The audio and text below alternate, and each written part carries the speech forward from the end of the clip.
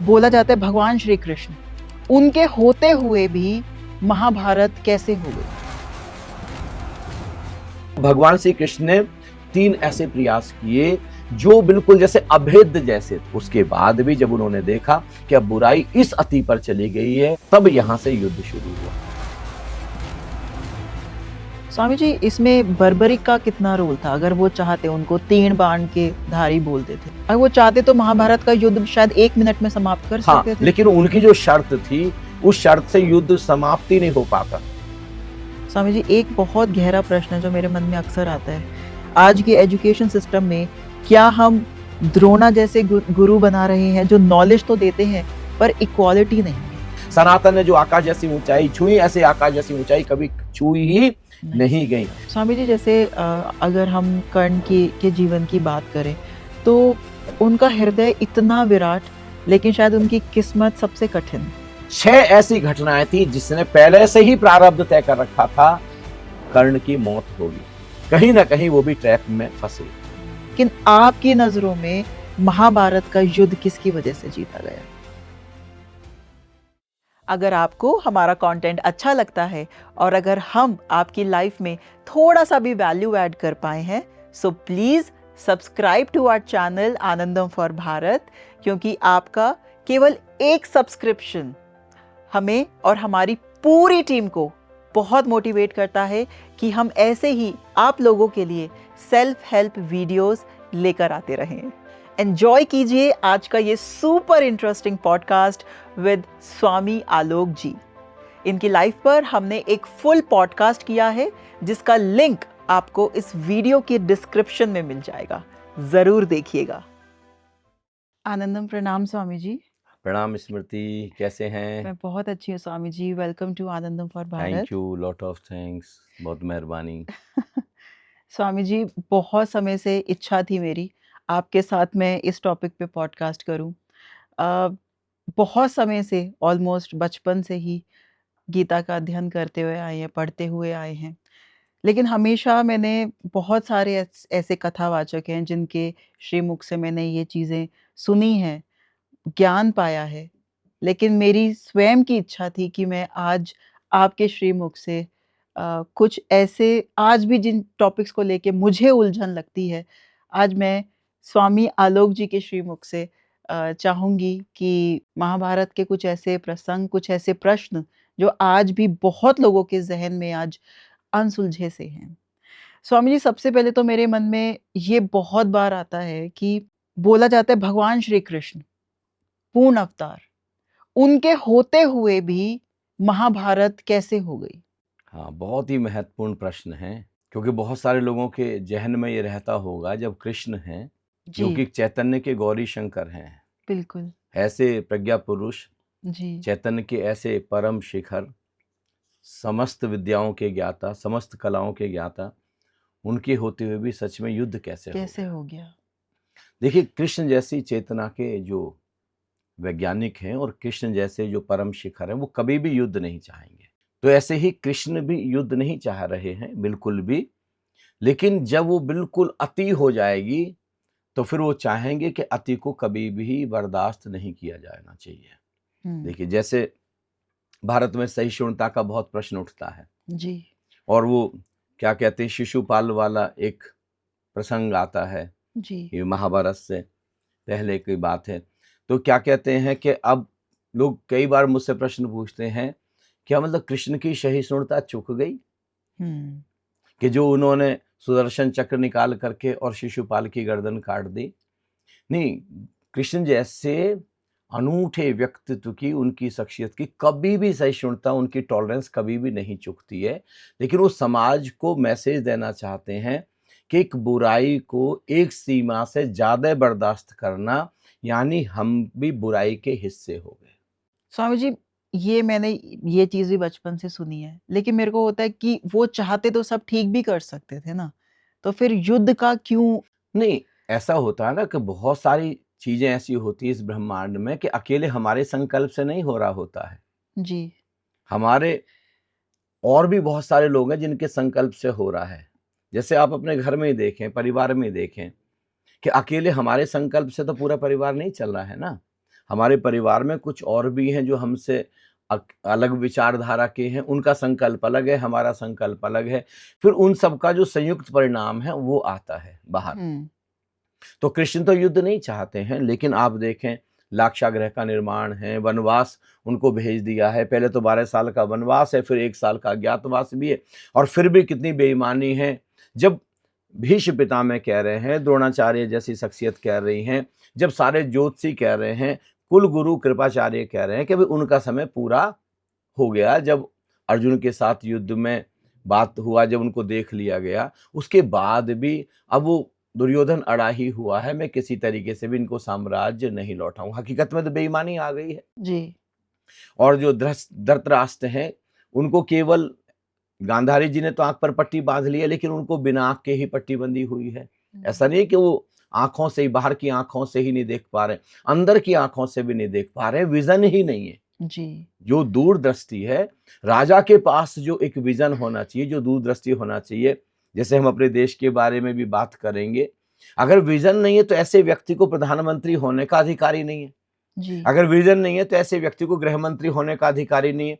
अगर राज्य के बारे में कोई विजन नहीं है, हकीकत में उसको मुख्यमंत्री होने का कोई अधिकार नहीं है। बल्कि मेरा तो अपनी परिभाषा है कि मेरे लिए तो नेता केवल वह है, लीडर केवल वह है जिसके पास दूरदृष्टि है, जिसके पास विजन है, देश को 10 साल बाद, 15 साल बाद, 20 साल बाद क्या देगा। जिसके पास ये नहीं है, वो मेरी निगाह में तो कम से कम लीडर नहीं है। लीडर यानी विजन वाला व्यक्ति। जी। तो जिस देश में भी, हमारे देश में भी कई बार ऐसा होता रहा कि विजन ही नहीं है हमारे पास में, बस हम प्रधानमंत्री बनने के लिए प्रधानमंत्री बन गए, मुख्यमंत्री बनने के लिए मुख्यमंत्री बन गए, तो उस पीरियड में देश कितना पीछे चला गया, राज्य कितना पीछे चला गया। तो कृष्ण के पास में एक दूरदृष्टि है। कृष्ण किसी भी तरीके से युद्ध को टालना चाहते। कृष्ण को पता है कि युद्ध जब भी होगा भयंकर परिणाम लेकर के आएगा। कृष्ण को अच्छे से पता है कि लाखों माताओं की कोखें सूनी हो जाएंगी। अच्छे से उनको पता है कि कितनी लाखों ऐसी स्त्रियां होंगी, और ऐसा हुआ महाभारत के बाद में, कितना एक भयंकर त्रासदी से पूरा का पूरा भारत ही नहीं, पूरा विश्व, महाभारत का अर्थ है उस समय का विश्व युद्ध जी, उस समय का वर्ल्ड वार, सारे के सारे साम्राज्य शामिल हुए थे। या तो वो कौरवों की सेना में आ गए थे या फिर पांडवों की सेना में आ गए थे। देखिए, सबसे पहली चीज, भगवान श्री कृष्ण एक चीज बोलते हैं, और जितने भी प्रज्ञा पुरुष हैं, भगवान गौतम बुद्ध भी, भगवान महावीर भी, परम गुरु ओशो भी, एक चीज बोलते हैं कि कम से कम 3 प्रयास किए जाए, मिनिमम 3 एफर्ट्स, और ऑनेस्ट, दिल से प्रयास किया जाए, प्राणों से प्रयास किया जाए, और अलग अलग ढंग से हम कोशिश करें। अगर युद्ध टाला जा सकता है, कहीं पर कोई ब्रेकडाउन हो गया है, तो उसको ब्रेक थ्रू में कन्वर्ट करें। हमने भी जब मधुर संबंध के ऊपर 2-3 अपने पॉडकास्ट किए हैं, उसमें मैंने भी बोला है कि अगर कहीं पर कोई ब्रेकडाउन हो गया, कहीं पर संबंध खराब हो गए हैं परिवार में या परिवार के बाहर, तो मिनिमम 3 एफर्ट्स हम करने चाहिए। 3 ईमानदार कोशिश होने के बाद भी अगर संबंध नहीं सुधर रहे, तो फिर परमात्मा की मर्जी मान करके स्वीकार करें कि शायद अब यह अस्तित्व ऐसा ही चाहता है। तो भगवान श्री कृष्ण ने 3 ऐसे तीर चलाए, 3 ऐसे प्रयास किए जो बिल्कुल जैसे अभेद्य जैसे थे, और उसके बाद भी बात नहीं बनी। मैं आपको बताता हूं, पहला प्रयास, उस कुल के जो वरिष्ठतम थे और उस समय के जो श्रेष्ठतम ऋषि थे, ऋषि व्यास। देखिए, आज भी गुरु गद्दी को हम क्या बोलते हैं? आज भी व्यास गद्दी बोलते हैं, है ना? कितना उसका सम्मान है, मतलब क्या उसकी आभा है, क्या उसका आलोक है, क्या उसकी प्रतिभा है, मतलब क्या उसका शिखर है। हम आज भी एकदम जब कोई व्यक्ति बैठता व्यास गद्दी पर, तो वो कुछ दूसरा ही व्यक्ति हो जाता। आज भी जैसे उनकी एनर्जी पजस कर लेती। सबसे पहले तो भगवान श्री कृष्ण ने उस अनूठी शख्सियत को दुर्योधन के पास भेजा कि अब ये जाके समझा दें कि भाई उनका साम्राज्य लौटा दो और युद्ध मत करो, ये अधर्म का रास्ता है, ये धर्म का रास्ता नहीं है। तो बैठा लिया, दुर्योधन को बैठा लिया कि दुर्योधन बैठो, तुमसे कुछ बात करनी है, तुम्हारे साथ संवाद करना है। तो हकीकत में तो नाम सुयोधन था। ये तो इतने दुष्ट कार्य किए कि नाम धीरे धीरे सुयोधन से दुर्योधन हो गया। उन्होंने कहा कि सुयोधन आओ, मैं तुमको बताता हूं धर्म क्या है। और एकदम तपाक से बोला दुर्योधन, जानामि धर्म, मैं अच्छे से धर्म जानता हूं। धर्म की जो शिक्षा है, जिस गुरु द्रोणाचार्य से पांडवों ने लिए, युधिष्ठिर ने लिए, उसी से मैंने भी लिए, जाना भी धर्मम। भाई जब धर्म जानते हो, ऋषि व्यास बोले, तो फिर युद्ध क्यों? जब धर्म जानते हो तो फिर ये इतना का इतना ऐसे लोगों इनको वनवास और ये सारा का सारा जो तो रच रहे हो, ये इतना षड्यंत्र रच रहे हो, फिर किस लिए? ये तो धर्म नहीं है। तो कहता है कि गुरुदेव, जानामि धर्मम नच में प्रवृत्ति, धर्म जानता हूं लेकिन धर्म पर पालन करने की अंदर से कोई प्रेरणा ही नहीं आती, कोई प्रेरणा इच्छा नहीं नहीं आ होती, रही। धर्म पालन करना ही मैं नहीं चाहता। तो फिर वो सोचते हैं कि चलो कान अब ऐसे नहीं पकड़ा गया तो कान को घुमा करके पकड़ते हैं। वो कहते हैं चलो मैं तुमको समझाता हूं अधर्म क्या है, जिससे कि तुम कम से कम अधर्म का रास्ता छोड़ो। जी। और अब पैरों की जमीन ही खिसका दी उन्होंने, दुर्योधन ने ये कह करके, जाना मी अधर्म, ये भी न समझाइए आप मुझे। धर्म और अधर्म की शिक्षा मैंने भी बराबर ली है, लेकिन जब अधर्म जानते हो तो उस पर क्यों चल रहे हो, क्यों अडिग हो? जाना मी अधर्मम नच में निवृत्ति, जाना मी धर्मम नच में प्रवृत्ति। धर्म जानता हूं, उसको पालन करने की इच्छा नहीं होती, अधर्म जानता हूं, उसको छोड़ने की इच्छा नहीं होती, अधर्म पे ही मैं चलना चाहता हूं। अब कहते ऋषि व्यास के, भैया मैं तो बैठ गया नीचे, तू बैठ ऊपर गुरु गद्दी पर, अब मुझे बता कि कारण क्या है। पूरी मनुष्य जाति के लिए उसने उत्तर दिया। क्या बोला? कस्मिन भूतेन हृदय स्थितेन यथा नियुक्तोस्मि तथा करोमि। कोई ऐसा लगता है हे ऋषि व्यास, कोई भूत है मेरे अंदर, और वो भूत कौन सा? हम सबके अंदर भी बैठा हुआ है, अहंकार, अहंकार का। हमारा ईगो। जी। हमारा मैं जितना बड़ा होगा, हमारा अंदर का भूत उतना ही अहंकार का बड़ा होगा। कस्मिन भूतेन हृदय स्थितेन, मेरे भीतर, मेरे मन में, मेरे हृदय में कोई भूत अहंकार का बैठा हुआ है। यथा नियुक्तोस्मि, वो मुझे जैसे नचाता है, तथा करोमि, में वैसे नाचता चला जाता हूँ, वैसा करता चला जाता हूँ।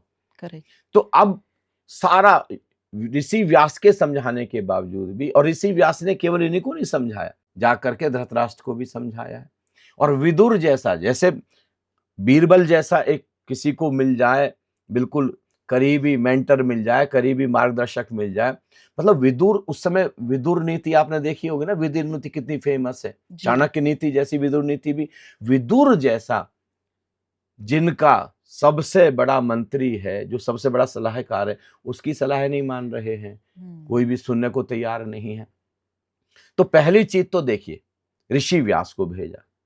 दूसरा, वो ऐसी चीज जो महिलाएं कभी भी अपना सीक्रेट नहीं खोल सकती, कि विवाह से पहले भी किसी की कोई संतान है। और देखिए, पहले कभी नहीं बताया, बिल्कुल अंतिम समय बताया। और कर्ण को जाकर के खुद भगवान श्री कृष्ण ने बताया कि भाई हकीकत तो ये है कि जो 5 पांडव हैं, तुम इनके सबसे बड़े भाई हो। और अगर साम्राज्य खड़ा होता है, हस्तिनापुर खड़ा होता है, और निश्चित रूप से इनके पास इतनी ताकत है, और तुम्हारे बाद तो इनकी ताकत कितनी गुना ज्यादा बढ़ जाएगी कि तुम पूरे विश्व विजेता होगे और चक्रवर्ती सम्राट होगे। और चक्रवर्ती सम्राट फिर युधिष्ठिर नहीं होगा, फिर तुम होगे। ये चीज और मां कुंती जानती है। और आप कह रहे हैं कि अब क्यों बता रहे हो मुझे इस समय, बिल्कुल एंड टाइम पर? तो कृष्ण कह रहे हैं कि भैया तुरुप के पत्ते को हमेशा बचा के, कृष्ण ने बिल्कुल जैसे जो ट्रम्प कार्ड है उसको बिल्कुल बचा करके रखा, और बिल्कुल अंत में कि शायद कब जरूरत पड़ेगी, तब उन्होंने चलाया है। और फिर माता कुंती को भेजा है कि आप जाइए और जाकर के उनको समझाइए। लेकिन उनके समझाने से भी न कर्ण समझा, क्योंकि उनको लगता था कि कर्ण के माध्यम से दुर्योधन समझ सकता। अगर अकेला कर्ण अगर युद्ध करने से मना कर दे तो फिर दुर्योधन कभी भी युद्ध करने को राजी नहीं होगा, क्योंकि दुर्योधन को इतना भरोसा भीष्म पिता पे नहीं है। उनको लगता है भीष्म पिता में तो इनसे जाके मिल जाएंगे, इनको ज्यादा प्रेम करते हैं, मुझको कम प्रेम करते हैं। उनको गुरु द्रोणाचार्य पे भी इतना भरोसा नहीं उस व्यक्ति को। ये बात अलग है कि भीष्म पितामह ने या द्रोणाचार्य ने उनका भरोसा कभी भी तोड़ा नहीं। उसके बाद भी कर्ण पर ज्यादा भरोसा, उनको लगता है अगर कर्ण मेरे साथ खड़ा है तो मैं युद्ध जीतूंगा ही जीतूंगा। लेकिन अब कर्ण ने भी जाकर के, कर्ण ने तो बल्कि उल्टा कह दिया भगवान श्री कृष्ण को और माता कुंती को, अर्जुन के लिए। और क्या उसके क्या कहते हैं, क्या बोल दिया दुर्योधन के लिए? मित्रता बड़ा अनमोल रत्न। जब उनको कहा कि देखो तुम अनीति का साथ दे रहे हो, तुम गलत का साथ दे रहे हो, ये एक विवेक की बात नहीं, प्रज्ञा की बात नहीं, समझ की बात नहीं। समझदार व्यक्ति तो अपने विवेक से काम लेता, देखता क्या अच्छा है और क्या बुरा तुमको अच्छे से पता है कि नहीं पता, उसने एग्री किया करने कि हाँ मुझे पता है कि दुर्योधन गलत रास्ते पे, लेकिन फिर भी उस समय जब किसी ने मेरा हाथ नहीं पकड़ा था, जब लोग मुझे शूद्र पुत्र कह रहे थे, तब मेरा हाथ किसने पकड़ा? क्या कहते हैं? दुर्योधन ने। तब वो बोलता, रामधारी सिंह दिनकर हमारे जो बहुत बड़े कवि हैं, कहते हैं मित्रता बड़ा अनमोल रत्न, कब इसे तोल सकता है धन, धरती की तो है क्या बिसात, आ जाए अगर नक्षत्र हाथ, उनको भी न्यौछावर कर दूं, कुरुपत के चरणों पर रख दूं। ये साम्राज्य, क्योंकि अब उनको लगता है कि साम्राज्य का लालच दिया गया ना, ये साम्राज्य क्या चीज है, पूरा यूनिवर्स भी मेरे हाथ में आ जाए, दुर्योधन के चरणों में ही उसको समर्पित कर दूंगा। तो वो बात भी नहीं बनी। अब आप तीसरा देखिए, तीसरा खुद भगवान श्री कृष्ण गए हैं। ये तो सबको पता है कि वो गए हैं और दुर्योधन के दरबार में गए हैं, और जबकि जो उनका जो मुख्य व्यक्ति युधिष्ठिर युद्ध नहीं चाहते हैं। हालांकि भीम भी युद्ध चाहते हैं, अर्जुन भी युद्ध चाहते हैं। जब उनकी मीटिंग हो रही है जाने से पहले, तो क्या कहते हैं, भीम और अर्जुन बिल्कुल अड़े हुए हैं कि युद्ध लेकर के आना है, लेकिन युधिष्ठिर कहता है कि 5 गांव की जमीन भी अगर देने को, कुछ भी देने को राजी हो जाए, कोई बात नहीं, बस वो अपना बनाने को, अगर जो काकाश्री हैं, जो क्या कहते हैं, जो मेरे ताऊ जी हैं, अगर वो बस गले से भी लगाने को राजी हो जाए तो हम इतने से भी संतुष्ट हो जाएंगे। लेकिन द्रौपदी, कृष्ण के जब भोजन कराया है द्रौपदी ने बहुत सुंदर, तो कृष्ण के हाथ धुलवाने के लिए गई है, और हाथ धुलवाने में एकदम से बात करती है कि तुमको याद है सखा, क्या तुमको याद है कि तुम एक बार हमारे यहाँ पे आए थे पांचाल देश में? बोले हाँ आया था। तो हम लोगों ने आपस में चौपड़ खेला था। बोले हाँ खेला था, और चौपड़ में तुम हार गए थे, याद है कि नहीं? बोले हाँ हार गया था। तो उस समय तुमने कहा था मांगो क्या मांगते हो, और मैंने कहा था समय आएगा तब मांगूंगी। तो अब मांगने का समय आ गया, तो बताओ देने को तैयार हो? बोले हाँ। तो बोले शांति नहीं, युद्ध लेके आना। उस समय द्रौपदी ने कहा शांति नहीं, युद्ध लेके आना। और देखो कृष्ण की प्रज्ञा देखिए, कृष्ण की समझ देखिए। अब स्थिति ऐसी आ गई है कि कहीं ना कहीं किसी कॉर्नर में अब कृष्ण भी चाहते हैं, लेकिन उसके बाद भी कृष्ण अपने ऊपर लेना नहीं चाहते कि युद्ध पांडवों ने कराया या मैंने कराया, हकीकत में ये भी दुर्योधन से ही कहलवाएंगे, क्योंककि कुछ भी कृष्ण को पता ही है इस बात का कि दुर्योधन मानेगा नहीं, किसी भी हालत में मानने को राजी नहीं होगा। और फिर खुद जानते हैं, देखो कृष्ण को दूत के रूप में बांधने की कोशिश की, और कृष्ण ने कहा कि तू देख ले अगर बांध सकता है तो, और उनको बांध नहीं पाए, पता लगा प्रकाश ही प्रकाश हो। 3 ईमानदार, जब रामधारी सिंह दिनकर कह रहे हैं, जब नाश मनुज पर छाता है पहले विवेक मर जाता है। दुर्योधन है, धृतराष्ट्र है, इन सबका विवेक बिल्कुल मर गया है। तो ऐसा नहीं है कि कृष्ण के होते हुए, कृष्ण तो चाहते थे, हर हाल में चाहते कि युद्ध टल जाए। उनको अच्छे से पता है कि हकीकत में कितनी बहनों के भाई चले जाएंगे, कितनी माताओं की कोखें सूनी हो जाएंगी। उसके बाद भी जब उन्होंने देखा कि अब बुराई इस अति पर चली गई है, अब बिल्कुल एक्सट्रीम पर चली गई है, तो ये सारे लोग जो पूरी तरीके से अधर्म के दलदल में फंस गए हैं, अब इनको भी हटाना और धर्म का स्थापना करना ये जरूरी हो गया। तब यहाँ से युद्ध शुरू हुआ है, उससे पहले युद्ध शुरू नहीं हुआ। स्वामी जी, इसमें बर्बरिक का कितना रोल था? अगर वो चाहते, उनको तीर बाण के धारी बोलते थे, अगर वो चाहते तो युद्ध टल जाता, उनका क्या रोल है? नहीं युद्ध नहीं, बर्बरिक जी ने भी, जो पहले तो बर्बरिक हैं जो भीम के पुत्र हैं घटोत्कच, उनके ये पुत्र हैं। हाँ जी। और उस समय के मतलब पूरे विश्व के एक, मतलब कहते हैं ना जैसे आज भी कहा जाए वन मैन आर्मी, तो वन मैन आर्मी है। वो चाहे तो अकेला ही करोड़ों लोगों को मार सकता है, अकेला। इतना उनके पास हुनर है, उनके पास में इतनी प्रतिभा है, उनके पास में इतनी क्षमता है, इतनी उनके पास शक्ति है। अगर वो चाहते तो महाभारत का युद्ध शायद 1 मिनट में समाप्त कर सकते थे। लेकिन उनकी जो शर्त थी, उस शर्त से युद्ध समाप्ति नहीं हो पाता, क्योंकि उन्होंने क्या रखा था कि जो भी मतलब दोनों सेनाओं में से हार रहा होगा, मैं उसकी तरफ से युद्ध करूंगा। तो अब युधिष्ठिर ने कहा ये तो बड़ी अच्छी बात है, जब जो हारा हुआ उससे युद्ध करेगा। तो उन्होंने कहा कि देखो, अब जैसे मान लिया पांडव अगर जीत रहे हैं तो उनकी तरफ से, और कौरव अगर जीत रहे हैं तो कौरवों की तरफ से युद्ध करेंगे। फिर अब उनको लगा पांडव हारने लगे तो पांडवों की तरफ से युद्ध करेंगे, फिर उनको लगा कौरव हारने लगे तो कौरवों की तरफ से। तो फिर तो यही चलता रहेगा, ये तो अकेला ही दोनों सेनाओं को खत्म कर देगा, फिर कुछ बचेगा ही नहीं। करेक्ट। तो बोले अब उनको लगा, युधिष्ठिर को लगा, अर्जुन को लगा, ऐसा हकीकत में बर्बरी कर भी सकता है कि नहीं कर सकता। पहले तय तो कर लीजिए, तुला पर अपनी कसौटी पर कस के तो देख लीजिए। हिसार के पास में बीड़ बबरान करके एक गांव है, एक जगह है, जहां पर इनका शिविर था। वहां पर वेश बदल करके भगवान श्री कृष्ण अर्जुन के साथ गए हैं परीक्षा लेने के लिए, और उनके पास केवल 3 तीर हैं। हैरानी तो इस बात की हुई कि कहा जाता था कि पूरे विश्व को वो 3 तीरों से ही खत्म कर सकते हैं। तो उन्होंने परीक्षा लेने के लिए कहा कि भाई मैं तुम्हारी क्या परीक्षा ले सकता हूँ, तुमसे कुछ कह सकता हूँ? बोले हाँ बताइए। बोले तुम मुझे पता लगा है कि तुम विश्व के सबसे बड़े योद्धा हो, तो ये पूरा जो पेड़ है, वो जो पीपल का पेड़ था जिसके नीचे थे, उनके एक एक पत्ते को तुम एक बाण से छेद के दिखाओ। उन्होंने कहा ठीक है। और कृष्ण ने जानबूझ करके, जो वो अपना तीर का संधान कर रहे थे, तो एक पत्ता जो वहां से तोड़ करके अपने नीचे पैर के नीचे पैर रख के दिया नीचे था। दबा लिया। जी। तो जब उन्होंने तीर चलाया तो सारे पत्तों को छेदते हुए, भेदते हुए वो सीधे कृष्ण के पैर के पास आया, वहां रुक गया। उन्होंने कहा जल्दी से पैर हटाइए, नहीं तो आपके पैर को छेदते हुए वो पत्ते को छेद देगा। तब कृष्ण को भरोसा आ गया और अर्जुन भी बिल्कुल दंग रह गए कि ये चमत्कार, ये तो सच में ही पूरा युद्ध खत्म कर देगा, और कर्म का जो सिद्धांत है, कर्म का जो नियम है, उसका तो कोई मतलब नहीं रह जाएगा। जो हारेगा उनकी तरफ से चले जाएंगे। तब उन्होंने दक्षिणा में उनसे उनका शीश मांग लिया। जब पूछा उन्होंने कि भाई तुम किसकी तरफ से युद्ध करोगे, उन्होंने कहा मेरी माँ से मैंने शपथ ली है, मेरी माँ ने मुझसे शपथ ली है, माँ को मैंने वचन दिया कि जो हार रहा होगा मैं उसकी उसकी तरफ तरफ से से युद्ध युद्ध करूंगा। लड़ेंगे। जी। तो फिर उन्होंने शीश मांग लिया। लेकिन उन्होंने कहा कि देखिए मैं युद्ध का साक्षी होना चाहता हूँ, मैं युद्ध का गवाह होना चाहता हूँ, इसका इंतजाम आपको करना पड़ेगा। तो कृष्ण ने कहा कि ठीक है, मैं बहुत ऊपर की एक जगह पर तुम्हारा शीश रख दूंगा, और जब तक युद्ध चलेगा तब तक तुम जीवित रहोगे शीश के साथ में, और तुम शीश को विटनेस करोगे। और साथ में ही उन्होंने ये भी वरदान दिया कि कलयुग में, अब कलयुग बस शुरू हो जाएगा थोड़े दिन में, कलयुग में एक ऐसा समय आएगा सबसे ज्यादा तुम्हारी मान्यता होगी, और मैं तुमको अपना नाम दे रहा हूं, खाटू श्याम के नाम से तुम कलयुग में मशहूर हो जाओगे।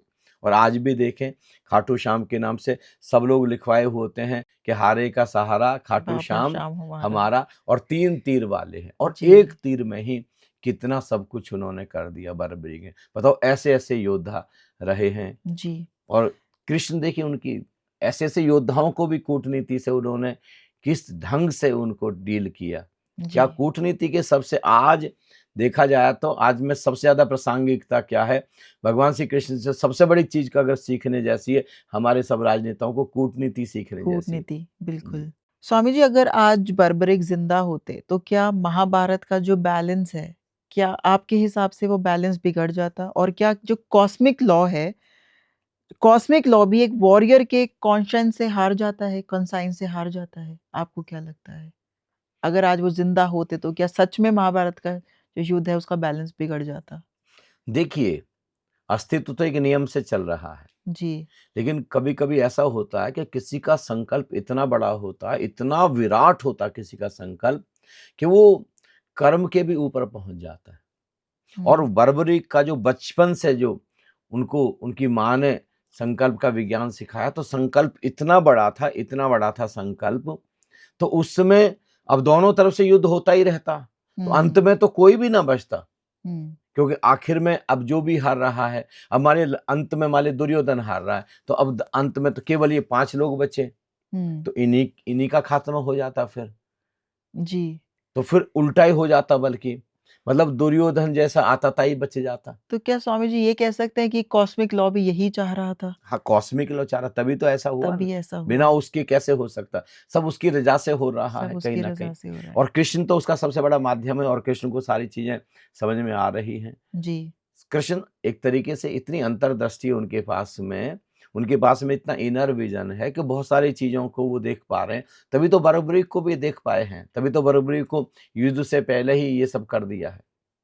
एब्सोल्युटली। हाँ। स्वामी जी, एक बहुत मेन कैरेक्टर जो महाभारत के रहे हैं, भीष्म पितामह। क्या हम उनके बारे में आगे चर्चा कर हाँ, क्या सकते हैं? बात है। देखिए अकेले 18 दिन का कुल युद्ध है जी, महाभारत का। जी, अकेले 10 दिन उन्होंने युद्ध लड़ा है महाभारत में। सेनापति उन्हीं को, प्रधान जी, सेनापति उन्हीं को, बिल्कुल। मुख्य सेनापति वही बने हैं और 10 दिन तक। और मैं तो कहता हूँ कि अगर हकीकत में उनके साथ में भगवान श्री कृष्ण ने बिल्कुल कूटनीति से काम ना लिया होता, तो अकेले व्यक्ति की क्षमता थी कि पूरा महाभारत का युद्ध वो अपने दम पर खत्म कर सकते थे।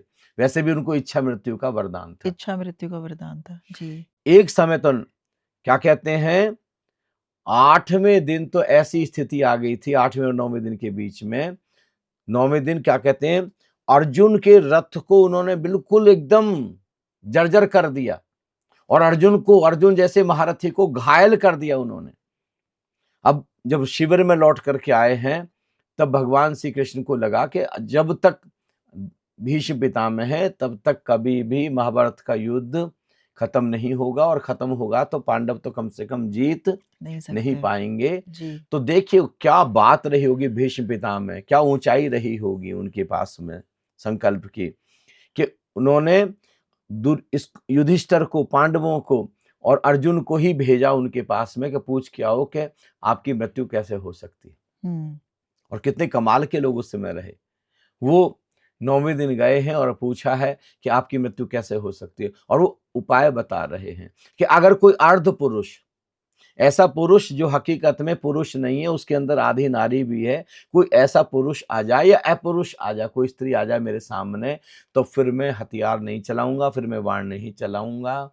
ये ही मेरी मृत्यु का एकमात्र उपाय है और कोई दूसरा उपाय नहीं है। नहीं है। बाकी मारा ही नहीं जा सकता किसी विधि से भी। और देखिए अस्तित्व, जैसे अभी आप बात कर रहे थे ना कॉस्मिक लॉ की, देखो उधर शिखंडी, क्योंकि वो जब स्त्री थे, महिला थे, जिनको इन्होंने युद्ध से जीत लिया था और फिर विवाह उनके साथ में नहीं किया था, और उसके बाद उन्होंने शिखंडी के रूप में उसी समय वो जो अम्बा थी, उन्होंने एक संकल्प लिया था कि चाहे मैं कितने भी जन्म पर जन्म लेते चले जाऊं, लेकिन मैं इन भीष्म पितामह की मृत्यु का कारण बनूंगी। अरे अपने लिए जब युद्ध में जीत रहे हो तो मुझसे हुँ, खुद शादी करो ना। तो खुद तो संकल्प लेकर के बैठ गए कि मैं आजीवन कुंवारा रहूंगा, मैं शादी नहीं करूंगा मैं, और क्या कहते हैं, हस्तिनापुर के सिंहासन से ही मैं जुड़ा रहूंगा। हुँ, और फिर युद्ध में जीता क्यों? हुँ, तो अब देखिए वो शिखंडी है, अब वो बिल्कुल अर्ध पुरुष है, हुँ, और भीष्म पितामह को भी पता है कि वो उस समय की अम्बा है हुँ, और उसका ये संकल्प है। तो ये देखो भगवान श्री कृष्ण को देखिए, इस अस्तित्व को देखिए, पूरे यूनिवर्स को देखिए किस नियम से चल रहा है। उधर शिखंडी का संकल्प पूरा करना है, इधर इनका संकल्प पूरा करना है भीष्म पितामह का। भीष्म पितामह को भी आखिर लौट करके जाना है, उनकी चेतना को भी शरीर से लौट करके जाना है, और इच्छा मृत्यु का वरदान प्राप्त है। तो एक तरीके से ये जो मृत्यु है अपनी मर्जी से भीष्म पितामह ने वर्ण की कि ये शिखंडी उस दिन रथ पर लाए गए और पीछे से अर्जुन ने तीर चलाए और उनके बिल्कुल आर पार बिध गए, और बिल्कुल वो क्या कहते हैं, वाणों की शैया पर आ गए। स्वामी जी, एक बहुत महत्वपूर्ण प्रश्न है जो हमेशा से मेरे मन में रहा है कि हाँ, एक ऐसे व्यक्ति थे जिसे सबने सच्चाई का, ट्रुथ का और धर्म का देवता माना। क्यों उसी के सामने अधर्म होता रहा और वो चुप रहे? हाँ, क्यों यहाँ ऐसा बहुत होता? बड़ा प्रश्न खड़ा होता है। देखिए यही है एक भगवान श्री कृष्ण, बहुत ही महत्वपूर्ण प्रश्न है और पूरी मनुष्य जाति के, विशेष रूप से भारतवर्ष के लिए प्रश्न है, और ये बिल्कुल एक आई ओपनिंग बात है कि अगर इसको हम सब लोग अपनाएं तो हमारी आंखें खुल सकती। मतलब पश्चिम का मनस्विद भी, भगवान श्री कृष्ण तो छोड़ ही दे, उनकी तो ऊंचाई बहुत ही बड़ी है। भगवान गौतम बुद्ध हुए, भगवान महावीर हुए, भारत में ओशो हुए, इनके तो क्या कहने, गौरी शंकर है ये तो, धर्म के भी, संसार के भी, प्रज्ञा के भी, ये तो परम शिखर है, ये तो प्रज्ञा पुरुष है ये तो। लेकिन स्टीफन आर कॉवे जो अमेरिका का, ये केवल मनस्विद है साधारण, वो भी कह रहा है choice is not between good and bad, choice is always between higher value and lower value. Correct. चुनाव अच्छे और बुरे के बीच नहीं है, हायर वैल्यू लोअर वैल्यू के, कम अच्छे ज्यादा अच्छे, कम बुरे ज्यादा बुरे के बीच चुनाव है। तो अब इन्होंने संकल्प ले लिया है कि मैं आजीवन कुंवारा रहूंगा, विवाह नहीं करूंगा और हमेशा हस्तिनापुर के सिंहासन से बंधा रहूंगा। देखो कब इन्होंने संकल्प लिया था, उस समय जो हस्तिनापुर के सिंहासन पर जो बैठे हुए थे, जो राजा सुशोभित थे, उनके पास संवेदना थी, उनके पास हृदय था, उनके पास प्रेम हुँ, था, वो हुँ, ख्याल रखते थे, वो पूरी जनता का भी ख्याल रखते थे। लेकिन अब धीरे-धीरे जो राजा आते चले गए हैं, अब देखिए बिल्कुल पुत्र के मोह में एकदम अंधे धृतराष्ट्र बैठे हुए हैं। करेक्ट। तो अब एक तरफ भगवान श्री कृष्ण ने, हुँ, इन्हीं भीष्म पितामह ने, जब इन्होंने तो कृष्ण ने तो वायदा दिया था दुर्योधन को कि भाई एक तरफ मेरी अक्षौणी सेना और एक तरफ अकेला मैं, हुँ, और वो भी वायदा देता हूं कि हथियार नहीं उठाऊंगा। तो दुर्योधन ने अक्षौणी सेना हुँ, ले ली, क्योंकि पूरे उस समय विश्व की सबसे ताकतवर सेना थी। हुँ, और एक दिन भीष्म पितामह ने फिर संकल्प ले लिया कि या तो आज कृष्ण से हथियार उठवा दूंगा, और या फिर मैं या सारा युद्ध आज ही खत्म कर दूंगा, मार दूंगा, सबको मार दूंगा आज। और शुरू में युद्ध शुरू हुआ और गाजर मूली की तरह काटना शुरू कर दिया भीष्म पितामह। मतलब घंटे 2 घंटे में तहलका मच गया, पूरा मतलब हाहाकार मच गया पूरे महाभारत के युद्ध में। तब कृष्ण को लगा कि लाखों करोड़ों लोगों की की जान से मेरी जो प्रतिज्ञा है, मेरा संकल्प उससे बड़ा नहीं है, लोगों की जान ज्यादा। देखो ये हायर वैल्यू का चुना, इसलिए कृष्ण कृष्ण क्षण क्षण जीते हैं वो। उस समय उन्होंने वादा दिया था और अभी रथ का पहिया लेकर दौड़े, हथियार उठा लिया, और उसी समय भीष्म पितामह ने युद्ध बंद करवा कर दिया। दिया। लाखों लोगों की जान बच गई केवल हुँ, एक हथियार उठाने से। लेकिन अब भीष्म पितामह क्या है, अब उनका जो प्रज्ञा है, उनकी जो समझ है, अब वो बिल्कुल संकल्प, उनको पता लगना चाहिए कि समझ क्या कहती है।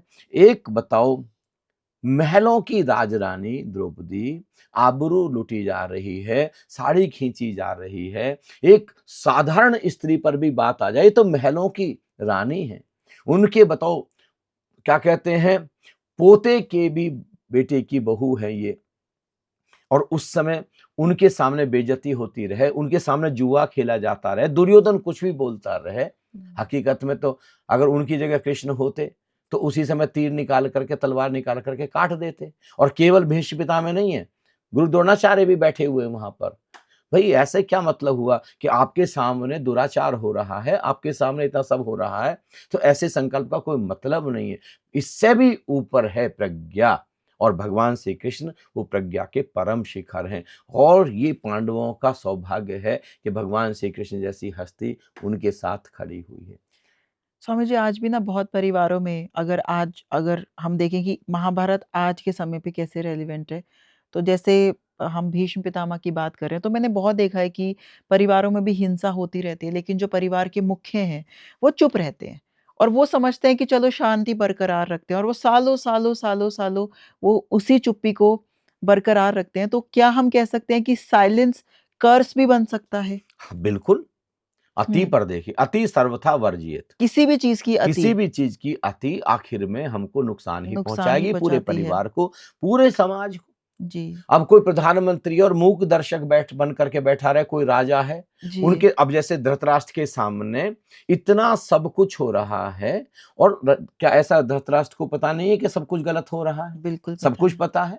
उनको क्या पता नहीं कि लाक्षागृह का इन्होंने निर्माण किया है? हुँ, उनको पता नहीं कि लाक्षागृह को जलाने की साजिश दुर्योधन ने की है? सब उनको पता है।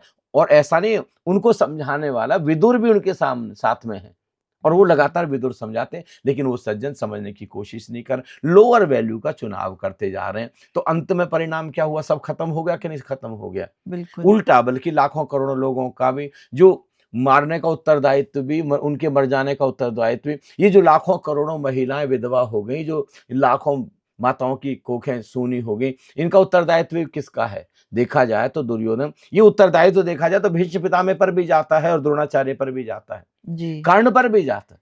हुँ, प्रज्ञा तो ऐसे कहनी चाहिए थी कि उस समय दुर्योधन का विरोध करते, उनका विरोध करते, उनको कहते कि देखो ठीक है, मैंने संकल्प लिया, बात ठीक थी, लेकिन अब इतना ज्यादा दुराचार है तो मैं, या तो तुम इसको बिल्कुल खत्म करो, बिल्कुल जैसे रहना वैसे रहो, और नहीं तो मैं इस संकल्प को तोड़ दूंगा। हुँ, ब्यूटीफुल। महाभारत जैसा युद्ध टाला जा सकता था। जी, और देखिए, भारत कहीं और, महाभारत के बाद में भारत फिर कभी भी उतनी ऊंचाई नहीं छू पाया। नहीं छू पाया। जी, कितना नरसंहार। आज भी कहा जाता है कि कुरुक्षेत्र की जमीन आज भी आज भी, जमीन लाल है, वहाँ आज की भी। मिट्टी आज वहाँ भी लाल है। इतना इतना मतलब वहां पर खून खराबा हुआ, कितना सारा पूरा विश्व वहां पर आकर के खड़ा हो गया। हुँ, और अंत में महाभारत के युद्ध के अंत में कितने लोग बचे? कुल 10 लोग। कुल 10 लोग। स्वामी जी, एक बहुत मेन कैरेक्टर हाँ, द्रोणाचार्य, क्या बोलते हैं the teacher who chose the throne.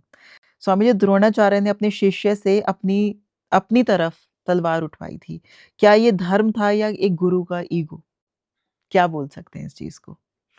देखिए, जैसे गुरु द्रोणाचार्य हैं, अब वो भी क्या हो गया, वो वहाँ पर अब क्योंकि सारा का सारा उनका जो खर्चा है, उनकी जो सैलरी है, उनका जो भी पूरा का पूरा रहने का बंदोबस्त है, वो दुर्योधन की तरफ से किया जा रहा है, सिंहासन की तरफ से किया जा रहा है।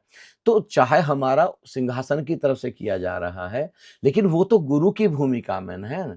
गुरु के लिए तो अब हकीकत में प्रेम तो पांडवों को बहुत करते हैं, अर्जुन को करते हैं। अतिशय जी, प्रेम करते हैं वो। जी, लेकिन दिक्कत यहीं पर आई, बीच-बीच में वो गलत के लिए विरोध भी करते रहे, लेकिन फिर भी उनको बोलना चाहिए था, जैसे विदुर ने नहीं कर दिया। देखो, जी, विदुर प्रज्ञावान व्यक्ति हैं। विदुर ने कहा कि जो भी तुम कर रहे हो गलत कर रहे हो, मैं युद्ध में नहीं जाऊं। विदुर भी जा सकते थे ना। जी। विदुर भी तो मंत्री, सबसे बड़े प्रधानमंत्री तो विदुर ही थे। कायदे से तो प्रधानमंत्री को युद्ध के मैदान में जाना चाहिए था, और सबसे बड़ा मुख्य सेनापति तो प्रधानमंत्री बन जाते सबसे पहले तो। लेकिन मना कर दिया कि नहीं, इस गलत युद्ध में, बुराई के युद्ध में वो जो पांडव हैं वो अपनी जगह बिल्कुल ठीक है, उनको साम्राज्य मिलना चाहिए। ठीक यही बात द्रोणाचार्य जी की तरफ से भी होनी चाहिए थी। ठीक यही बात, जैसे कोई भी व्यक्ति है, चाहे मैं हूं चाहे आज की युवा पीढ़ी है, कहीं ना कहीं देखिए, हम बोल पाए कि ना बोल पाए, प्रश्न तो खड़ा हो ही जाता है ना, कि उनको विरोध अपना दर्ज करना चाहिए था। और आखिर में एक सीमा कैसी आई कि अर्जुन युद्ध नहीं करना चाह रहे हैं। अब अर्जुन देखो, अब यहां पर कृष्ण ने कितनी बड़ी भूमिका निभाई। अब अर्जुन को, वैसे तो लोगों को रोज गाजर मूली की तरह काटते रहते हैं अर्जुन, लेकिन आज अर्जुन जैसा योद्धा, अर्जुन जैसा बहादुर, अर्जुन जैसा क्षत्रिय भी आज द्रवित हो गया है कि सामने 100 भाई खड़े हैं, दादा परदादा भीष्म पितामह खड़े हैं, जिनके गोद में बचपन में खेला है, मिट्टी में खेला है, जिन्होंने पाल पोस के इतना बड़ा किया, और वो गुरु जिन्होंने वाण उस गुरु के ऊपर कैसे तीर चलाए। मतलब ये व्यक्ति इतना इतना हृदय से, इतनी भावनाओं से भर गया, और कृष्ण को लगा कि अब तो युद्ध आ गया है। और हकीकत में कर्मण्य की बात कर रहे हैं, कर्मण्य वादिका रस्ते मा फलेषु कदा। कर्मण्य का अर्थ है कि अब जो कर्म मेरे सामने है उसको मैं 100% कमिटमेंट के साथ, 100% डिटर्मिनेशन के साथ, 100% पैशन के साथ मैं करूं। यही पूरी श्रीमद् भागवत गीता का यही पूरा का पूरा सार है कि हमने युद्ध को टालने की पूरी कोशिश की, युद्ध नहीं टला, तो अब पूरी तरीके से युद्ध कर। बताओ, द्रोणाचार्य के ऊपर तीर चलाना पड़ा, और केवल तीर ही नहीं चलाना पड़ा, 11वें दिन वो सेनापति बने हैं। 11वें, 12वें, 13वें, 14वें, 15वें, 5 दिन तक उन्होंने ऐसा भीषण तूफान मचाया, लोगों को ऐसा काटना, क्योंकि जो किसी और को तीर चलाना सिखा रहा, उसकी तीर में कितनी ताकत रही होगी, करेक्ट। क्या बात रही होगी उन्होंने। अब इतना तहलका मच गया कि भाई अब कैसे इनको कैसे मारा जाए। तो अब साम दाम दंड भेद, तो वहां पर भेद की नीति भगवान श्री कृष्ण ने अपनाई, कि उनको कहा कि भाई ये एक ही तरीके से बंदा समाधि ले सकते हैं कि अगर हम उनका जो पुत्र है अश्वत्थामा, अगर हम कह दें, किसी तरीके से खबर फैला दें कि अश्वत्थामा मारा गया, तो अब ये खबर पूरी फैला दी, 15वें दिन अश्वत्थामा मारा गया। लेकिन अश्वत्थामा तो हकीकत में मारा नहीं गया था, इनका बेटा तो अब ये था कि द्रोणाचार्य ने प्रश्न खड़ा कर दिया कि क्या कहते हैं, अगर युधिष्ठिर बोलेगा, उनको पता था ना कि युधिष्ठिर कभी भी झूठ, जैसे जब इन्होंने सारे बच्चों ने, कौरवों ने, पांडवों ने जब इनके साथ पढ़ाई करनी शुरू की, जब शिक्षा लेनी शुरू की, तो पहला लेसन शुरू हुआ। तो पहला लेसन था सत्य। तो फिर मतलब अब पहला लेसन द्रोणाचार्य ने भी क्या कहते, पहला लेसन क्या दुर्योधन ने याद कर लिया, अर्जुन ने याद कर लिया, नकुल, सहदेव, युधिष्ठिर सबने याद कर लिया। अब साहब युधिष्ठिर को एक दिन में याद नहीं हुआ, 2 महीने, 2 महीने, 3 महीने लग गए। उन्होंने कहा यार हद हो गई है, इतनी तो तुम मंद बुद्धि के दिखाई नहीं देते हो, तुम तो बहुत ही कुशाग्र बुद्धि के हो। उसने कहा गुरुदेव, जब तक इस चीज को मैं अपने जीवन में नहीं उतार लूंगा तब तक आगे नहीं बढ़ूंगा, सत्य मेरे जीवन में उतरेगा। केवल पढ़ना नहीं, ये सत्य बोलना शुरू कर दूं, सत्य जीना शुरू करूं, तब तक आगे नहीं बढ़ूंगा। तो स्वयं द्रोणाचार्य उनसे इतने प्रभावित थे, उनका अगर ये कहेगा, लेकिन उसी बीच में क्या किया था, वो कृष्ण को पता था कि क्या कहते हैं ये झूठ तो बोलेंगे नहीं ये, तो फिर उन्होंने जो अवंती राज, उनका जो एक उनके पास में एक हाथी था, जो अवंती के राजा थे उनके पास हाथी था जिसका नाम था अश्वत्थामा। तो भीम से कहा कि तू इसको जाकर के मार दो, और भीम ने इतना कस के प्रहार किया उसके हाथी के यहाँ पर माथे पर कि वो उसी समय धराशायी हो गया। तो खबर फैला दी, सबने खबर फैला दी कि अश्वत्थामा, और फिर कह दिया कि भाई, अब अश्वत्थामा, युधिष्ठिर ने पूछा भी कि कौन सा अश्वत्थामा, बोले ये नहीं पता कि हमको जो कि अश्वत्थामा नर मारा गया कि हाथी में, ये नहीं पता। तो फिर मतलब अब इनसे पूछा युधिष्ठिर से कि बताओ भाई द्रोणाचार्य कि दोनों आमने सामने हैं बिल्कुल, कि कौन मारा गया, कौन मारा गया। तो उसने कहा कि नरो व कुंज, मतलब मुझे ये नहीं पता कि नर है या कुंज है, मतलब हाथी है।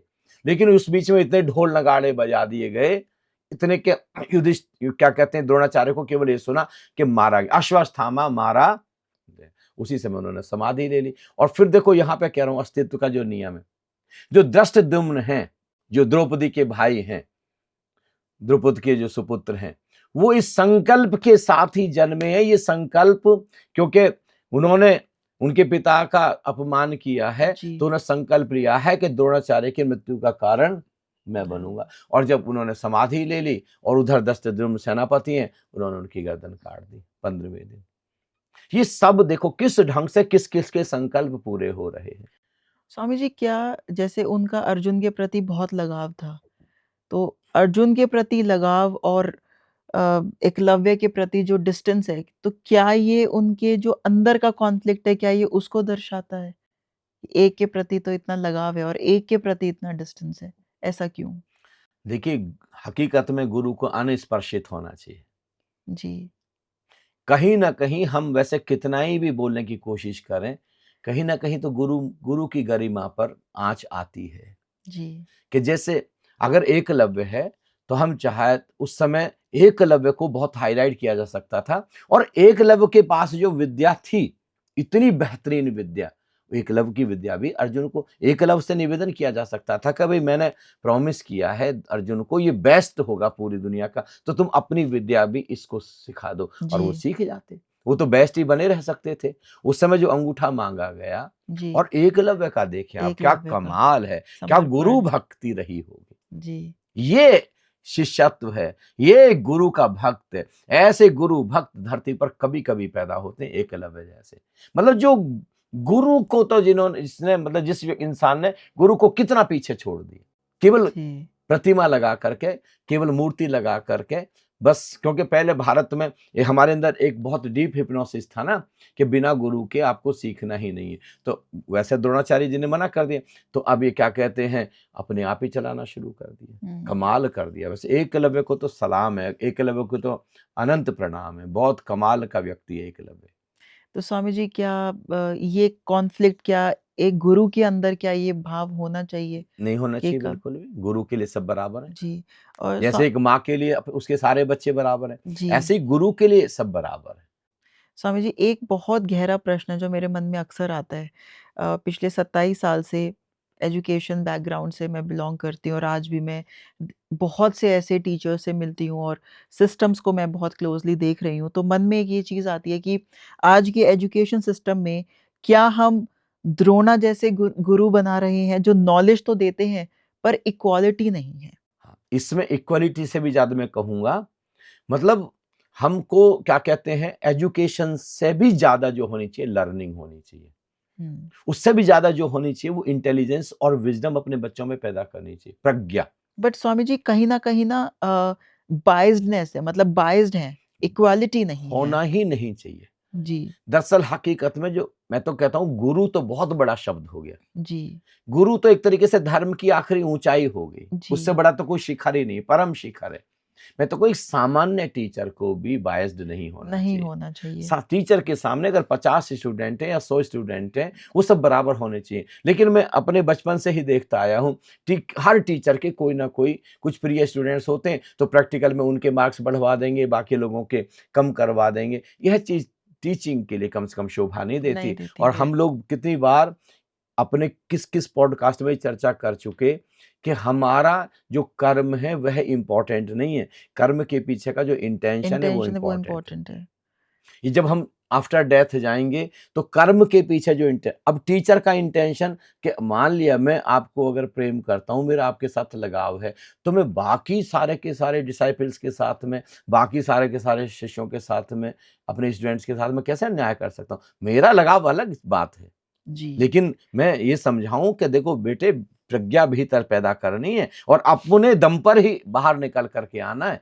जी। ये हमें बताओ, हमारे पास तो प्रधानमंत्री तक भी ऐसे हैं, मैंने तो यहाँ तक सुना है, पता नहीं कितनी सच्चाई है और कितनी उसमें फिक्शन है मुझे नहीं पता, लेकिन मैंने सुना है कि उनकी भाई की बेटी ने प्रधानमंत्री जो मोदी जी हैं फोन किया कि कि ताऊ जी ये मेरा एग्जाम है उस डिपार्टमेंट में, तो मुझे सिलेक्शन चाहिए। तो बिल्कुल एकदम स्पष्ट कह दिया कि बेटे, यहाँ तक जो मैं आया हूँ अपनी मेहनत के दम पर आया हूँ और मैं चाहता हूँ कि तुम भी अपनी मेहनत के दम पर ही जाए। बताओ, कहीं पर ट्यूशन रखना है, कहीं पर पढ़ाई करनी है, वो सब मैं अरेंज कराऊंगा, लेकिन अगर सेलेक्ट होना है गवर्नमेंट जॉब में कहीं भी, तो तुमको अपने दम पर, मेरी सिफारिश से नहीं।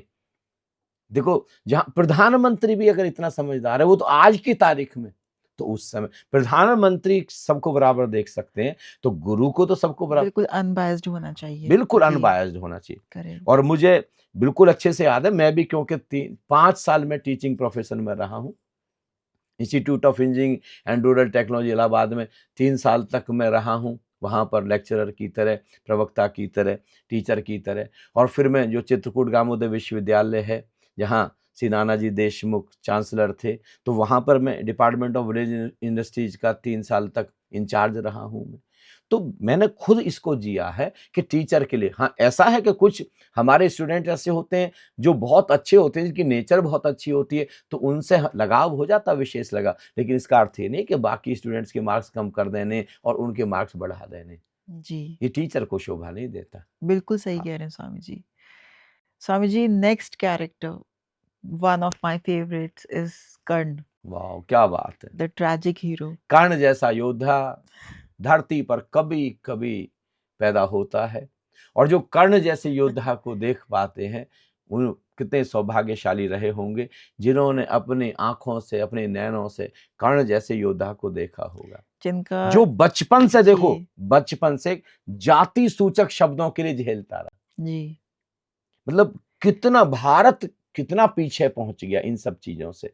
मैं तो अभी भी निवेदन कर रहा हूं, पूरे देश से निवेदन कर रहा हूं, और विशेष रूप से जैसे आज सनातन का कितना ज्यादा प्रचार है, मेरे हृदय में बहुत ही ज्यादा सम्मान है। आपने भी देखा होगा, मैं जी, लगातार अपने कार्यक्रम में मैं बोलता हूं कि सनातन के पास जो है पूरे विश्व में किसी के कहीं पास भी भी नहीं नहीं है। है। जी, सनातन ने जो आकाश जैसी ऊंचाई छुई, ऐसे आकाश जैसी ऊंचाई कभी छुई ही नहीं नहीं गई। सकता। उनके पास जो विज्ञान रहा है, और आज भी जो है, ऐसा विज्ञान शायद ही खोजने से ना मिलेगा। एक तरीके से उनके सामने तो सब बचकाना जैसा है, लेकिन हमको अब समझना होगा इस इस विषय में कि अब समय आ गया है। देखो, कभी होता है ना, जैसे परम सत्य शाश्वत, मेरे लाइव मास्टर मुझे कहा करते थे कि परम सत्य शाश्वत, पर सत्य तात्कालिक है, और संतों के कहने का ढंग देशकालिक है। हर समय में, हर परिस्थिति में, हर काल में अलग अलग ढंग से काम होता है। जी, तो उस समय शायद जरूरी रहा होगा कि कर्म के आधार पर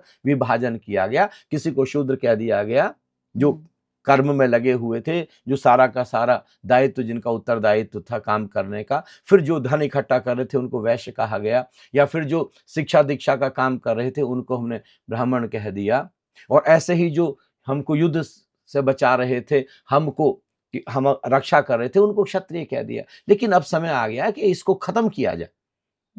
अब हकीकत में देखा जाए तो ये सारा का सारा अभी भी, मतलब इतने साल बीत गए, महाभारत को इतने साल बीत गए, अब तो समय आ गया ना, अब हम जाति सूचक शब्द, क्या जाति ही विदा करें। मेरे देखिए, तो मैं तो निवेदन करना चाहूंगा, भारत सरकार से निवेदन करना चाहूंगा, विपक्ष वालों से निवेदन करना चाहूंगा, सबसे निवेदन करना चाहूंगा। अभी भी इतना हाईलाइट किया जा रहा है, जातियों को इतना हाईलाइट किया जा रहा है। मैं कह रहा हूं, अगर सनातन को अब आकाश जैसी ऊंचाई छूनी है, तो अब समय आ गया है ये जितने अब जैसे हिंदू जितने बचे हैं, अगर ये बचाए रखने हैं तो अब ना तो कोई शूद्र होना चाहिए, ना कोई SC ST होना चाहिए, ना कोई ब्राह्मण होना चाहिए। अब हम सब लोग केवल भारतीय होने चाहिए। जी। हम सब अपने नाम के आगे लिखे भारतीय। मान लीजिए मेरा नाम अगर मुकेश है, मैं लिखूं मुकेश शर्मा भारतीय, मुकेश भारतीय बस। अब कोई जाति नहीं, अब बस हम सब भारतीय, अब हम सब भारतीय। केवल इंडियन हैं। तो करेक्ट। देखिए आप 10 साल के अंदर देखिए, मैं पूरा तो कहता भारत हूं बदल जाएगा। सरकारी कागजों में जाति लिखना बंद कर दें। जी। आप अपना बताइए, ईमानदारी से बताइए। अगर आप जैसे इटली में पढ़ने के लिए गए, आप अमेरिका में पढ़ने के लिए गए, आपने बगल वाले बच्चे से पूछा तुम किस जाति के हो? जैसे मैं इतने साल तो हॉस्टल में रहा, मैं कम से कम 10 साल तक जी। मैं हॉस्टल की जिंदगी मैंने जी, इतनी सुंदर जिंदगी।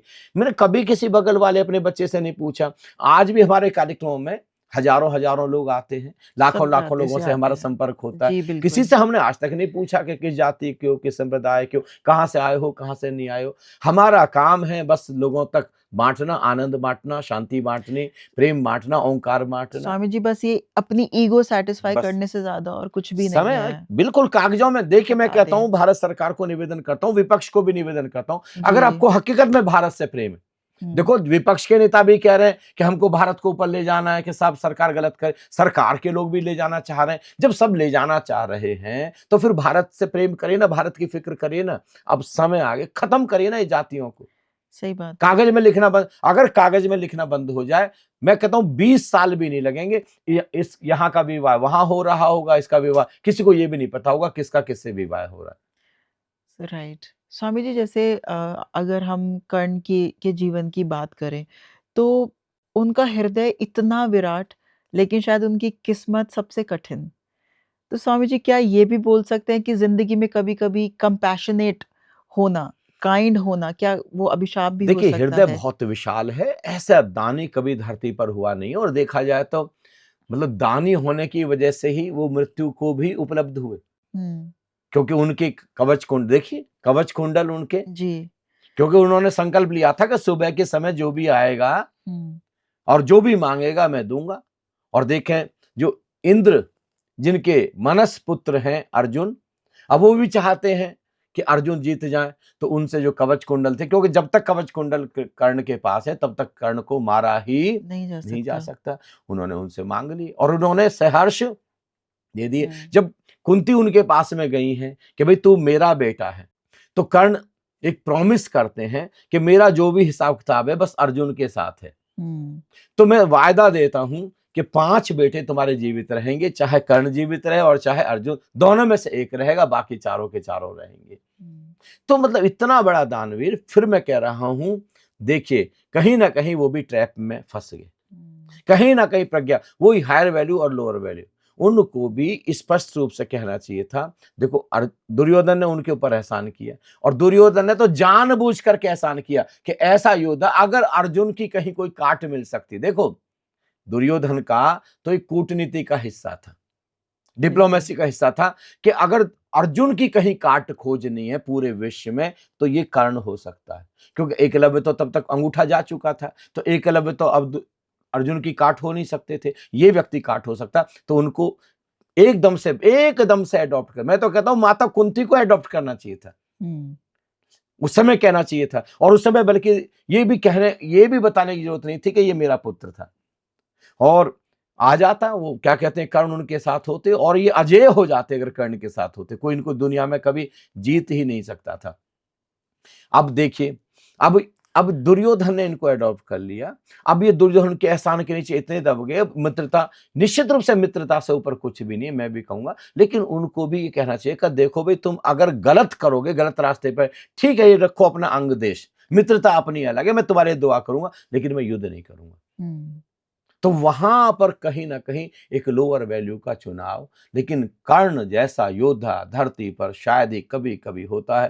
कर्ण, उनको तो जितने भी नमन किए जाए उतने उतने ही कम है। कम हैं। जब जी। युद्ध में देखिए 7 दिन तक, जब तक भीष्म पितामह है तब तक तो युद्ध में वो आए नहीं, 10 दिन तक। उनके बाद में जब गुरु द्रोणाचार्य आए हैं सेनापति के रूप में, तब वो 11वें दिन से युद्ध करना शुरू किया। 5 दिन तक वो रहे, 5 दिन बाद विदा हो। तो 2 दिन अब मुख्य सेनापति हुँ। कर्ण रहे हैं। अब कर्ण तो 1 दिन में ही पूरा एकदम भयंकर युद्ध, अरे एक प्रसंग मुझे याद आ गया, अभी एक बहुत ही सुंदर प्रसंग सुनाता हूं आपको। जब पहले दिन इतना भयंकर युद्ध हुआ, कर्ण ने मतलब पूरा अर्जुन को एकदम जैसे धराशायी जैसा कर दिया। तो फिर जब शाम को जाकर के रोज बैठक होती थी, रोज मीटिंग होती थी, तो युधिष्ठिर के मुंह से निकल गया अर्जुन के लिए, किस बात का तेरा गांडीव? कर्ण का कुछ भी नहीं बिगाड़ पा रहा है, उसको जरा सा भी आहत नहीं कर पा रहा कर्ण को, ये गांडीव वांडीव सब बेकार है। अब अर्जुन ने ये संकल्प ले रखा था कि कभी भी किसी ने भी गांडीव को कुछ बोल दिया, गलत बोल दिया, गांडीव के बारे में निंदाजनक अपमानजनक शब्द बोल दिए, तो उसको मैं छोड़ूंगा नहीं, जान से मारूंगा। अब देखिए कृष्ण की भूमिका देखिए, आप कृष्ण की कूटनीति देखिए। उन्होंने कहा कि भाई मैं वचनबद्ध हूं, अब मैं युधिष्ठिर को मारूंगा। अब सामने दिक्कत है कि बड़े भाई को मारना मतलब जैसे पिता की हत्या करना, पाप तो लगेगा ही लगेगा। तो अब कृष्ण ने रास्ता निकाला कि देखो क्या किया जा सकता है। तो उन्होंने कहा कि देखो, बड़े भाई के बारे में अपमानजनक शब्द बोलना बड़े भाई की हत्या करना जैसा, किसी भी बड़े के अपमानजनक शब्द बोले उनकी हत्या जैसी है। तो तुम इनके बारे में अपमानजनक शब्द बोल दो, हत्या ही होगी, तुम्हारा वचन पूरा हो जाएगा। तो अर्जुन ने बोल दिया कि भैया केवल तुम्हारी वजह से युद्ध हो रहा है, अगर तुम वहां पे जाकर के बेवकूफी ना करते, जाकर के जुआ ना खेलते और जुए में द्रौपदी को दांव पे ना लगाते, राजपाट को दांव पे न लगाते, ये दिन हमको देखना नहीं पड़ता। इतना बोल तो दिया, लेकिन अब इस सज्जन डिप्रेशन में चले गए, गिल्ट में चले गए। अब इसने कहा कि मैं मरूंगा, मैं आत्महत्या करूंगा मैं। अब कृष्ण को लगाया हद हो गई है, मतलब किसी तरीके से तो दूरी युधिष्ठिर को निकाला, अब ये आत्महत्या करने को हो रहा है। तो उसका भी तोड़ निकाल लिया कृष्ण ने। उन्होंने कहा कि देखो हमारे शास्त्रों में, हमारे ग्रंथों में, हमारे वेदों में कहा गया है कि अगर कोई आत्म प्रशंसा कर ले, जिसको कहते हैं ना नार्सिसिज्म कहते हैं, कि अगर अपनी खूब अपनी बड़ाई कर ले, बड़े बड़ाई ना करें, बड़े ने बोले बोल, और हीरा मुख से कब कहे मेरा लाख टके है मोल। तो अगर बड़ाई तुम कर लो, अपनी प्रशंसा कर लो, तो फिर तो समझो आत्महत्या के बराबर है। तो वहां पर उसने अपनी बड़ाई कर ली। और अब अगले दिन जब भयंकर युद्ध हुआ, तो आखिर में उनका जो क्या कहते हैं पहिया, रथ धस गया टूट नीचे, और उस समय कृष्ण ने बोला कि मार दो। और तब अर्जुन फिर ये डिप्रेशन में चला गया, क्योंकि इतना कर्ण जैसा प्यारा व्यक्ति मर गया। तब कृष्ण ने वहां पर भी अर्जुन को संभाला कर, देख तू इनकी मौत का कारण है, इसकी कर्ण की मौत का कारण नहीं है। हकीकत तो ये है 6 ऐसी घटनाएं थी जिसने पहले से ही प्रारब्ध तय कर रखा था कि कर्ण की मौत होगी। पहला, बिना बताए खुद को क्षत्रिय बता करके परशुराम के पास जाकर शिक्षा ली, और जब परशुराम को पता चला तो परशुराम ने इनको श्राप दिया कि अंत समय में तेरी विद्या काम नहीं करेगी। एक गरीब ब्राह्मण था और इसने अनजाने में तीर चलाया, और इसका तीर जाके गरीब ब्राह्मण के बेटे को लग गया। तो गरीब ब्राह्मण ने इसको श्राप दिया कि अंतिम ठीक 11th आवर पर तेरा रथ धस जाएगा और काम नहीं करेगा। तीसरा सबसे बड़ा कारण कि क्या कहते हैं, इंद्रदेव ने आकर के इसके कवच और कुंडल ले ली, लेकिन कवच कुंडल लेकर के जब इंद्रदेव जा रहे थे तो आगे जाके इंद्रदेव का रथ धस गया, मिट्टी में धस गया। तो आकाशवाणी हुई कि अब यहां से तुम नहीं जा सकते, तुमने उसके कवच कुंडल तो ले लिए, लेकिन बदले में तुमको उतनी ही बड़ी कोई ताकत देनी पड़ेगी। तो अब अमोघ यह अस्त्र उन्होंने वापस आकर के दिया, तब इनको इंद्र को फ्री किया गया। अब अमोघ अस्त्र, उसको कहा भाई एक ही बार इस्तेमाल कर सकते हो, और जिस पर तुम इस्तेमाल करोगे गारंटी है कि वो बचेगा नहीं, उसकी 100% मौत होगी। अब ये बात कृष्ण को पता है कि 100% मौत होगी, जिसके ऊपर भी इसको अप्लाई करेंगे। अब वो अगर अर्जुन को भेजे मान लिया इन 2 दिनों में, तो अर्जुन तो मतलब इनको तो ये अमोघ अस्त्र का इस्तेमाल करेगा और ये मार देगा उसको।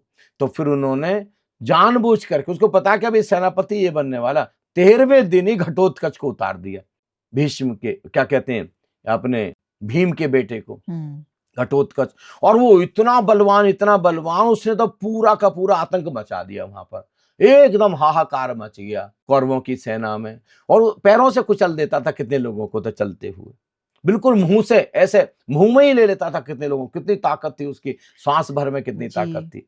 पूरे दिन में लगा कि आज ही सारी सेना खत्म हो जाएगी। तो फिर दुर्योधन को लगा कि मेरा तो मर, अब सीधे उसने दुर्योधन पर अटैक किया। उसको लगा दुर्योधन ही चला, तो दुर्योधन ने कहा, भाई अमोघ अस्त्र तो चला इस समय, इसको तो मार। उन्होंने कहा, वो तो मैंने अर्जुन के लिए रखा गया। अरे जब तू, तेरा दोस्त मतलब तेरा मित्र दुर्योधन ही नहीं बचाएगा तो अर्जुन का तू क्या करेगा फिर? और फिर उसने चलवा दिया। देखो कृष्ण की क्या मतलब कूटनीति रही होगी। तो अब वो चला गया, वो मर गया। अब चौथी चीज, ये बच गए, अमोघ अस्त्र बच गए।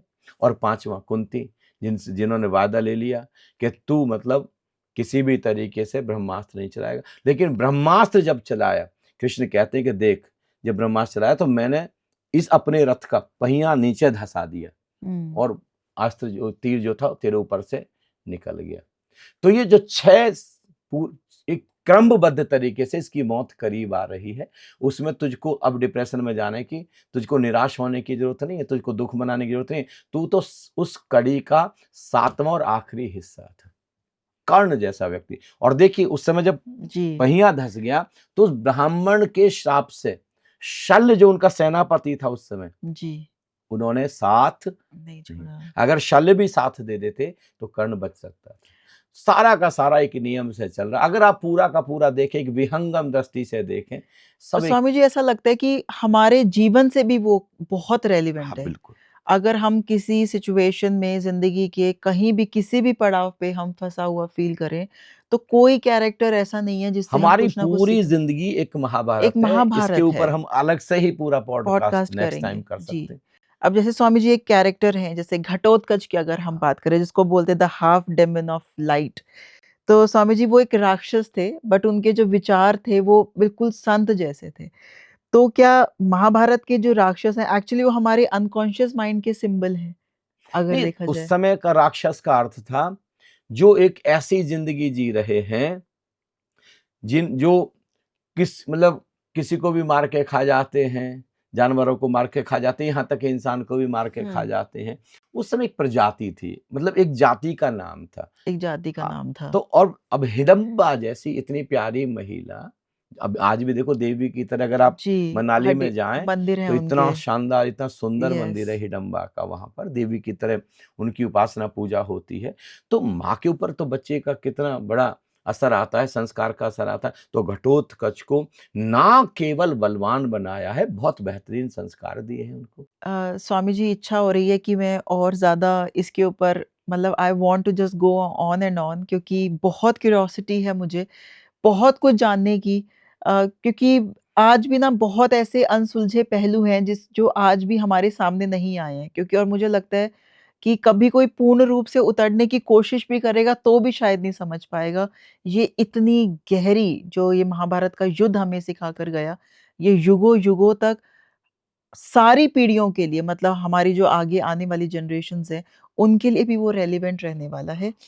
स्वामी जी शैले भी विदा हो गए, दुर्योधन भी विदा हो गए, लेकिन आपकी नज़रों में महाभारत का युद्ध किसकी वजह से जीता गया? देखिए, एकमात्र शख्सियत है भगवान श्री कृष्ण। जी। जब युद्ध जीत लिया तो अर्जुन को बड़ा अंदर से एक मैं भाव पैदा हुआ, अहंकार पैदा हुआ कि देखो मैं कितना तीर चलाने वाला और सब किस तरीके से, मतलब मेरा कितना बड़ा योगदान। तो उनको लगा कि जो युद्ध जीता गया है उसका जो सबसे बड़ा, अगर किसी को क्रेडिट दिया जाना चाहिए तो अर्जुन को। अर्जुन को तो देना चाहिए। जानबूझ करके भगवान श्री कृष्ण एक बार फिर बर्बरीक के पास लेकर के गए, जो सारा देख रहा था। देख रहे हैं। तो बर्बरीक से जब जाकर के पूछा, अब उनको तो पता था कि थोड़ा-सा ईगो डेवलप हो गया, अब ईगो नीचे गिराना पड़ेगा। तो बर्बरीक ने कहा कि उससे पूछा कृष्ण ने कि भई, बाकी इन सब लोगों ने पूछा कि तुमने क्या देखा? तुम क्या देख रहे थे? उन्होंने कहा मैं देख रहा था कि सारे के सारे हकीकत में तीर तो कृष्ण के चल रहे थे, बिना चलाए।